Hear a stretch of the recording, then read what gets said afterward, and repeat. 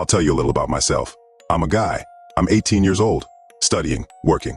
So, yesterday morning, May 29th, my friend and I, let's call him Kirill, went out of town.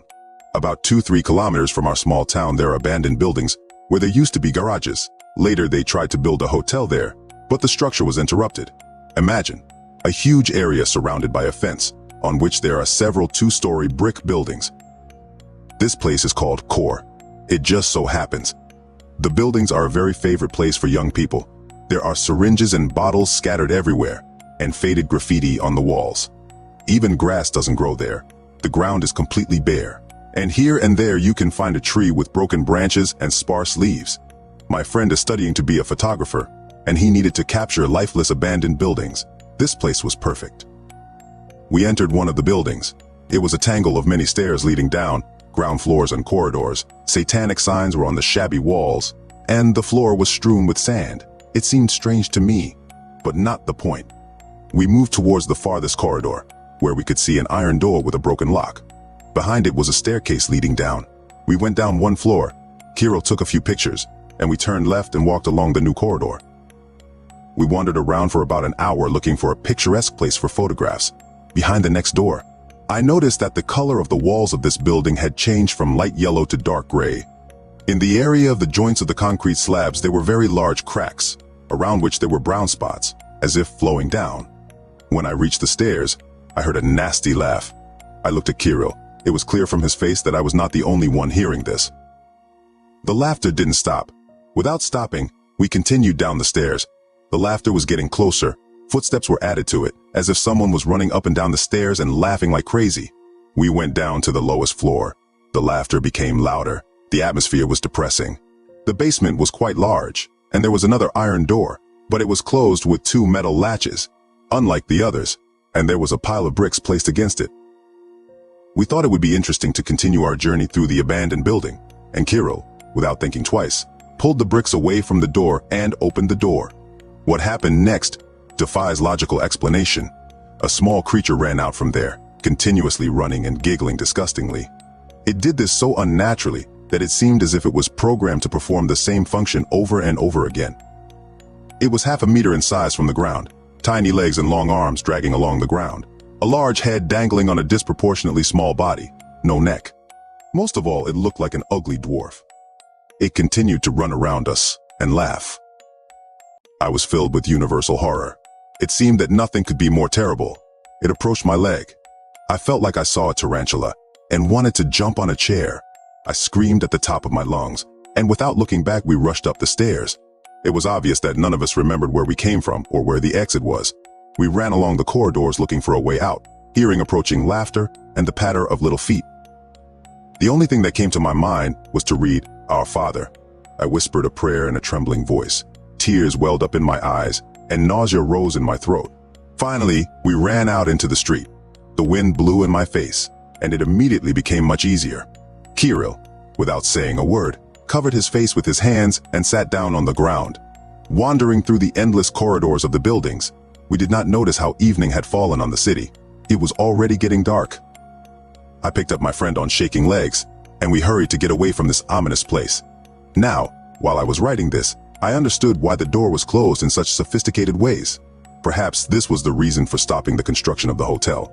The frightening thing is that after our arrival, the door remained wide open, and this ugly and vile creature continued to run through the corridors and giggle. Story 2. SMS from the other world. Lisa is an ordinary teenager. She goes to school every day, studies well, eats right, and in general is a good girl. 6:15 a.m. It is at this time that she always wakes up.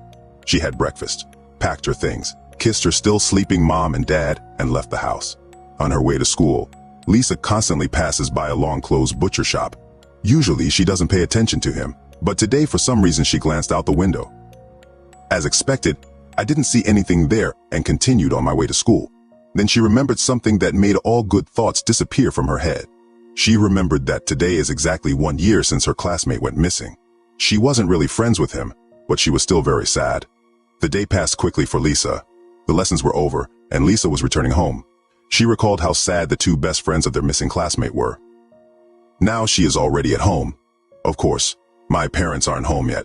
That day there was no homework assigned, and Lisa turned on the laptop, put the phone on the bedside table and immersed herself in the internet. Suddenly a text message arrived on the phone. Mom probably wrote that she'll be late at work again, Lisa thought and took the phone. But the message was not from Mom. There was written something that scared Lisa. It said, "Help me." Without thinking, she scribbled, "Who are you? Where are you? How can I help you?" Half an hour passed, but there was no answer. Lisa dialed the number identified on the message. This number does not exist. These words scared her so much that she simply put down the phone, lay down on the bed, and waited until her parents finally came. There was a knock on the door. It was Dad. As Lisa expected, Mom was late at work. Before he could come in, she showed him the SMS and said that when she called, she was told that this number simply did not exist. Dad, of course, boiled it all down to the fact that her friends decided to joke. Lisa also believed it, but not for long. The next day, returning from school, she received another text message. She frightenedly took the phone in her hands. "Help me. It's dark and cold here." Lisa wrote again, "Who are you?" There was no answer.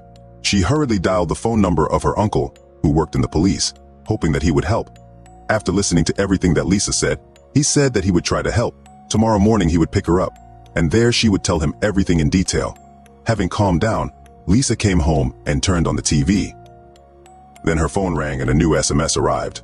Already feeling what would be in the new SMS, she took the phone and looked. She was right. "Help me?" Lisa looked at her for a long time, tears flowing down her cheeks. The phone rang again, and Lisa seemed to wake up. She read a new SMS. "I'm cold here. I'm dying." As soon as she read this message, a new one arrived. "I'm dying." Lisa threw the phone away and started crying. She imagined every possible scenario. It was as if she had been hit on the head. She quickly dialed her uncle's phone number. Within 15 minutes he arrived at her house. She told him everything through tears. He took the phone, gave her another one, and drove back to work. The next day, Lisa returns from school. She thought about the text messages she had sent. "Help me, help me. It's dark and cold here. Help me, I'm cold here. I'm dying, I'm dying." Then it dawned on her. Old closed butcher shop. She ran towards him. The block itself was very old. Few people walked through it. Lisa found a cobblestone and began fiddling with the lock. Without knowing why, she does it alone, in the evening, probably because she hoped that if there was someone there, she could help. Lisa kept hitting this lock. Finally, he gave in. She opened a huge door. The only light was a telephone flashlight. She looked around, and her gaze fell on the door to the refrigerator where frozen meat was kept. She opened the door with difficulty. It smelled terrible in there. Suddenly, she tripped on the small staircase at the entrance. The phone fell out. She crawled towards him on all fours. Lifting the phone, Lisa looked around.